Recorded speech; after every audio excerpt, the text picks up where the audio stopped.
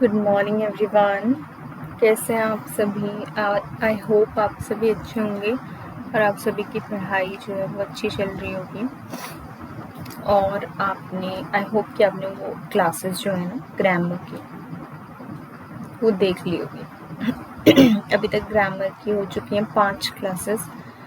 ठीक है, तो पहली क्लास थी नाउन की, दूसरी और तीसरी वर्ब की थी और चौथी और पांचवी सब्जेक्ट वर्ब अग्रीमेंट की। ठीक है, तो ये 5 क्लासेस हो चुकी हैं और वो कैब की 1 क्लास हो चुकी है। उसमें भी हमने इडियम्स एंड फ्रेजेस करा था। आज हमारी सेकेंड क्लास है वो कैब की। सो आई होप आप सभी रेडी होंगे। तो सबसे पहला क्वेश्चन है, be out for the count.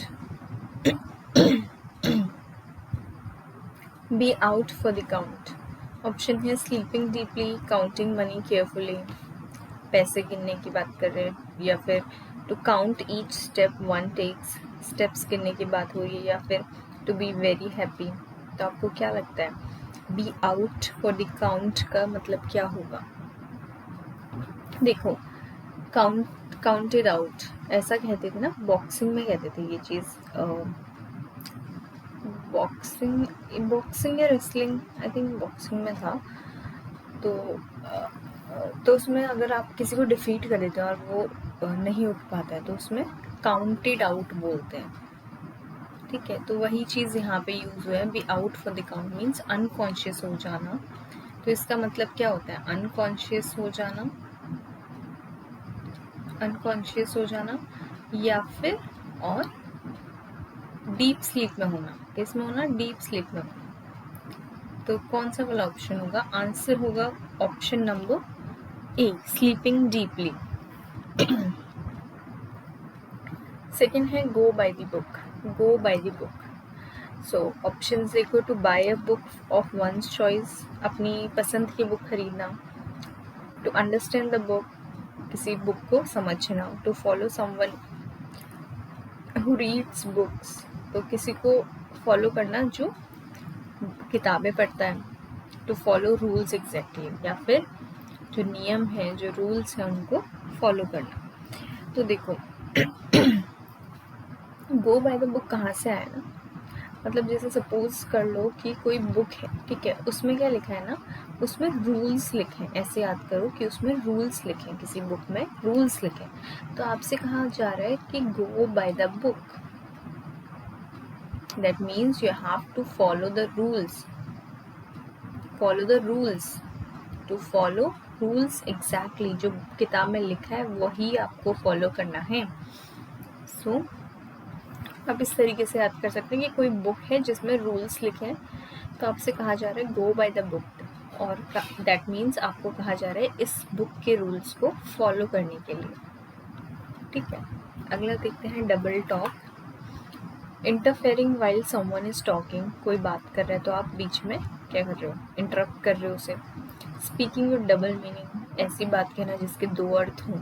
Speaking to confuse people and avoid truth, मतलब आप इस तरीके से बात कर रहे हो कि आप सच को छुपाना चाह रहे हो। मतलब आपसे कोई कुछ पूछ रहा है तो आप सीधा जवाब नहीं दे रहे हो ताकि आप सच ना बताओ। ठीक है, तो कंफ्यूज कर रहे हो लोगों को। Talking repeatedly and annoying people, मतलब बातें करते जाना और लोगों को परेशान करना अपनी बातों से। ठीक है, तो अब इसका आंसर क्या होगा? डबल टॉक मतलब, या फिर डबल स्पीक भी इसे कहते हैं। तो इसका मतलब क्या होता है? जब कोई इंसान ना अवॉइड करता है कि सच को, someone is avoiding the truth, तो कोई सच नहीं बता रहा है, तो वो क्या कर रहा है? उससे कुछ पूछा जाए तो वो कुछ कभी कुछ बोल रहा है, कभी कुछ बोल रहा है, तो वो क्या कर रहा है? कंफ्यूज कर रहा है लोगों को, राइट? तो ये हो जाएगा डबल टॉक का मतलब। ठीक है, नेक्स्ट पढ़ते हैं आगे। नेक्स्ट है at somebody's elbow. Somebody's elbow, तो ऑप्शन देखो, to be dominated by someone, कोई आपको डोमिनेट कर रहा है, कोई आपको आप पे रूल करने की कोशिश कर रहा है, मतलब आपको मैनिपुलेट करने की कोशिश कर रहा है। ठीक है, मतलब अपनी चला रहा है आपके ऊपर, ऐसे समझ लो। To be near someone in order to help, किसी के पास होना ताकि आप उसकी मदद कर सको. To be kept in house, किसी को घर पे रखना. टू मेक पीपल इम्पॉर्टेंट, या फिर किसी को इम्पोर्टेंस देना. ठीक है. एट समबडीज एल्बो का मतलब क्या होता है? देखो, आप ऐसे मान लो कि एक कोई इंसान है. ठीक. एल्बो क्या होती है? ये होती है ना यहाँ पे जो कोहनी है. ठीक है, एल्बो. तो आप एक बात ऐसे सपोज करो कि कोई आपके यहाँ एल्बो पर लग रहा है. ठीक है. तो क्यों कैसे लगेगा कोई आपके एल्बो पे? राइट. किसके एल्बो पे कोई कैसे होगा? क्योंकि वो उसके पास है ना. तो कोई उसके किसी के पास है तो एल्बो उसकी लग रही है. राइट. तो ऐसा सपोज कर सकते हो कि समवन इज नियर यू, आपके कोई पास है और वो आपकी मदद करने के लिए आपके पास है. ठीक है. इतना तो आप याद कर सकते हो. आपको ये एल्बो से रिलेट करके ऐसे याद करना है कि कोई आपके पास है. ठीक है. नेक्स्ट देखो, trading on eggshells. Trading on eggshells, तो इसका ऑप्शंस देखो. Taking care of eggs to save the lives of young chicks, जो यंग वंस हैं उनकी लाइफ को बचाने के लिए आप क्या कर रहे हो? जो एग्स हैं उनकी देखभाल कर रहे हो. Intending to grow very fast, आपका इंटेंशन है कि आप बहुत जल्दी तरक्की करो. Making best bets in one trade, अगर कोई काम कर रहा है कोई, उसमें अपना बेस्ट बेट लगाना, मतलब बेट लगाना किसी चीज़ पे. To be careful in speech and actions, तो आप क्या कर रहे हो? अपनी बात जो है बहुत संभल के कर रहे हो. ठीक है. और अपने एक्शंस जो है आपके वो बहुत संभल के आप ले रहे हो. ठीक है. तो इससे रिलेटेड ये ट्रेडिंग क्या होता है ना, ट्रेडिंग मतलब होता है वॉकिंग, और आपने ये भी यूज होता है, वॉकिंग ऑन एगशेल्स. और ये भी आया है एग्जाम में, इससे पहले ये भी आया, ये भी एग्जाम में आया है और ये वाली चीज़ भी एग्जाम में आई. आई थिंक 22 या 23 या 24 में आया था ये. ठीक है. रिसेंटली आया. तो इसका मतलब होता है, सपोज आप ऐसे देखो, कोई इंसान है. ठीक है. अभी यहाँ पे एक्शेल्स पड़े, तो वो कैसे चलेगा? एक्शेल्स पड़े हैं तो वो कैसे चलेगा? ध्यान से चलेगा. राइट. ताकि उसका पैर ना पड़ जाए उन पे. तो यहाँ पे क्या है, जो पर्सन है इज़ वेरी केयरफुल, वो बहुत ध्यान से चीज़ें कर रहा है ताकि किसी को बुरा ना लगे उसके एक्शंस का, अगर उसने कुछ बोला है तो उसका. ठीक है. तो to be very careful in speech and actions. ठीक है. इस तरीके से आप याद कर सकते हो. जैसे अगर एक्शंस पढ़े हैं तो हम कैसे चल के जाएंगे? बहुत ध्यान से चल के जाएंगे. राइट. ताकि उन पे पैर ना पड़ जाए. तो दैट मीन्स कि आप किसी को डिस्टर्ब नहीं करना चाह रहे हो. आप किसी अपना मतलब इस तरीके से चीज़ें कर रहे हो कि दूसरों को हर्ट ना हो, दूसरों को डिस्टर्ब ना हो, दूसरों को उस चीज़ से कोई फ़र्क ना पड़े. ठीक है. बहुत केयरफुली आप चीज़ें कर रहे हो. चलो नेक्स्ट देखो, everyone and his brother. Everyone and his brother. So पहला ऑप्शन है an individual and all his relatives, कोई एक पर्सन और उसके सारे रिश्तेदार. To think about universal brotherhood, universal भाईचारे की बात कर रहे हैं आप. ठीक है. A large number of people, बहुत सारे लोग. या फिर to treat people as relatives, किसी को अपने रिलेटिव की तरह, अपने रिश्तेदार की तरह, मतलब उसको ऐसे ट्रीट करना. ठीक है. तो इसका आंसर होगा ये, अ large number of people. Everyone and his brother, तो इसको आप कैसे याद कर सकते हो? बहुत सारे लोग. ठीक है. इसको कैसे याद कर सकते हो आप? एवरीवन एंड हिज ब्रदर, ये आपको याद करना पड़ेगा. ठीक है. चलो आगे बढ़ते हैं. इसका मुझे कुछ ऐसा लग नहीं रहा है. अगर किसी को कोई आइडिया हो तो आप कमेंट में बता सकते हैं कि इसको कैसे याद करें. ठीक है. चलो नेक्स्ट देखते हैं. Feet of clay. Very soft feet, बहुत ही कोमल पैर. डिफ़िकल्टी इन रनिंग, दौड़ने में डिफ़िकल्टी होती है, मुश्किल होती है. स्लो इन एक्शंस, या फिर कोई पर्सन है जो कि बहुत स्लो है अपने, मतलब बहुत धीरे काम करता है, ठीक है। हिडन फॉल्ट्स या फिर कोई छुपे हुए छुपी हुई कमियां किसी की। तो इससे रिलेटेड एक कहानी बनाते हो, जैसे ना ये एक बाइबल से आई थिंक लिया गया है, फीट ऑफ क्ले। इसमें एक स्टोरी थी किंग की। तो वो क्या होता है ना, वो एक सपना देखता है, ठीक है। तो वो जो सपना देखता है उसमें क्या होता है, वो एक स्टैचू देखता है, एक स्टैचू को इमेजिन करता है कि एक स्टैचू है जिसका हेड जो है वो किसका बना है, सोने का बना है। हाथ, उसके आर्म्स जो हैं वो किसके बने हैं, आर्म्स उसके आई थिंक सिल्वर के बने हैं। और उसका जो पेट है, उसके जो पैर हैं, मतलब जो थाइज हैं, वो किसी और मेटल के बने हैं, आयरन या आई थिंक। और उसके जो पैर हैं और जो उसके फीट हैं ना, वो किसके बना रखे हैं, ऊपर से तो आयरन के बनाए हैं, थोड़ा मेटल मिला के, लेकिन नीचे मतलब जो फीट है वो किसका बना रखा है, क्ले का बनाया है। तो यहाँ पे ये क्या दिखाना चाह रहा है कि देखो, इसको एक बहुत ही अच्छा स्टैचू बनाने की कोशिश की गई है, राइट। तो सब कुछ तो बढ़िया है, लेकिन जो कमी है वो कहाँ पर है, क्ले के फीट है, राइट। तो कमियां कहाँ है, वो छुपी हुई हैं, राइट। नीचे पे उसको छुपाने की कोशिश की गई है, क्योंकि पैर कोई नहीं देख रहा है, राइट। जो फीट हैं उनको तो कोई देख नहीं रहा है, तो उसको क्ले का बनाया।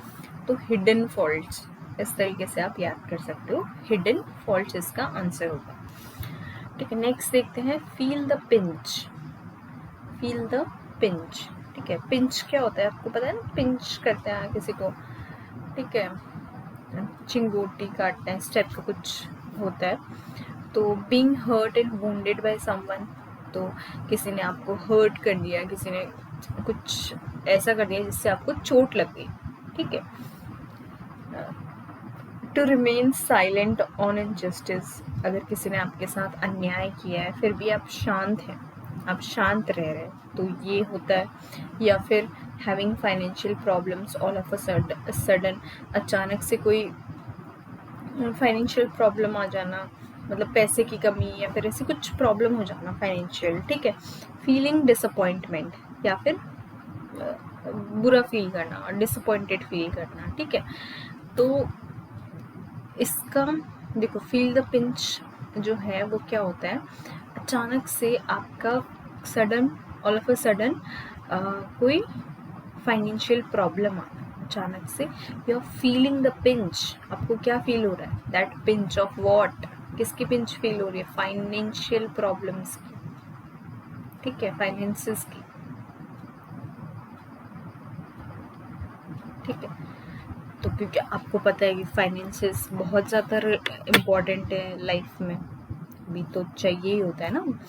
सो आप इस तरीके से याद कर सकते हैं कि अगर हमें पिंच फील हो रहा है, ठीक है, इस तरीके से उसको अपनी लाइफ में उसको देखो कि हमें पिंच फील हो रहा है, उसको उसका यूज़ करो अपने लाइफ में, उस एग्जाम्पल का। तो आप उसको कनेक्ट कर सकते हो फाइनेंशियल प्रॉब्लम से, इस तरीके से उसको कनेक्ट करके फिर आपको वो चीज़ याद रहेगी, ठीक है। चलो नेक्स्ट देखते हैं, the feathers fly. Feathers fly का क्या मतलब होगा, to add more success to one's career, मतलब किसी के जो करियर है उसमें और सक्सेस ऐड करना, मतलब कि और सफलता पाना, ठीक है। To fight and argue a lot, या बहुत लड़ाई करना, बहस करना। To lead a carefree life, या फिर आप मतलब एकदम दिल खोल के जी रहे हो, you are not caring about anything. To get into romantic relationship, so आप किसी रोमांटिक रिलेशनशिप में हो, किसी संबंध में हो, ठीक है। सो इसमें क्या है, तो यहाँ पे ये कैसे आया है, ये जो ईडीएम है ये कहाँ से आया है, देखो इसका ओरिजिन देखते हैं। जो ये होते हैं ना, क्या होते हैं, अभी एक बर्ड बनाना चाह रही थी मैं,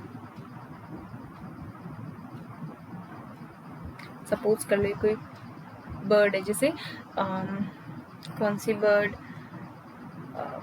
आपने देखा होगा ये हैन होते हैं, मुर्गा, ये जो होता है ना, ये क्या करते हैं, लड़ाई करते हैं।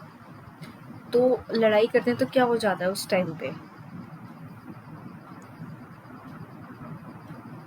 तो लड़ाई करते हैं तो क्या होता है, इनके फेदर्स क्या होते हैं, इधर उधर बिखर जाते हैं।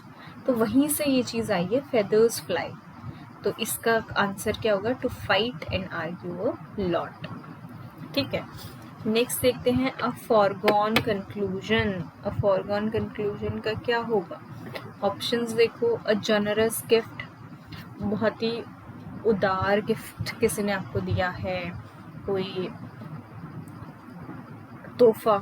ठीक है, अ कंफ्यूजिंग आइडिया, कोई ऐसा आइडिया जो बहुत ही मतलब बेतुका सा हो या फिर बहुत कंफ्यूजिंग हो, आप you are not able to understand that thing. Okay, next is an obvious speculation. Speculation means आप कुछ स्पेक्यूलेट कर रहे हो, दैट मीन्स कि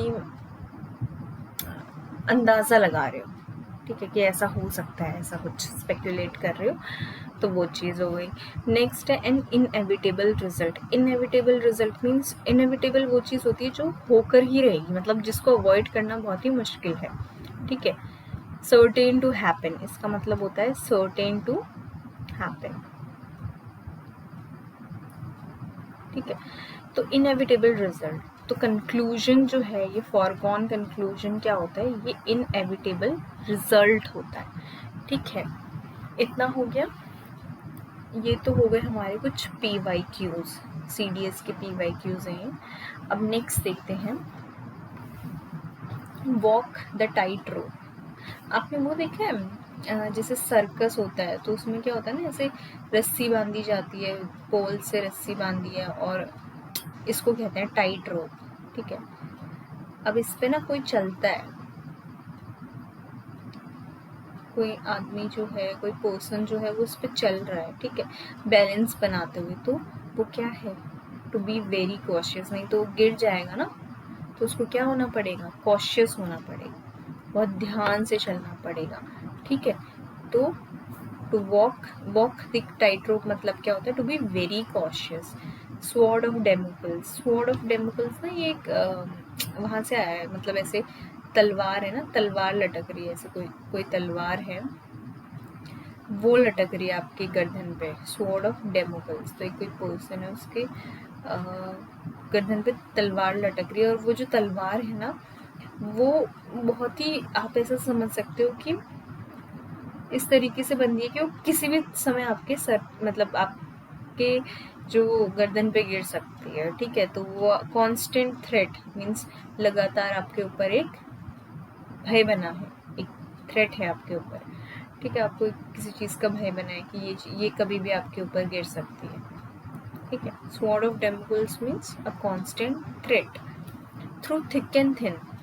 through thick and thin means किसी भी हालत में, अंडर ऑल सर्कमस्टेंस।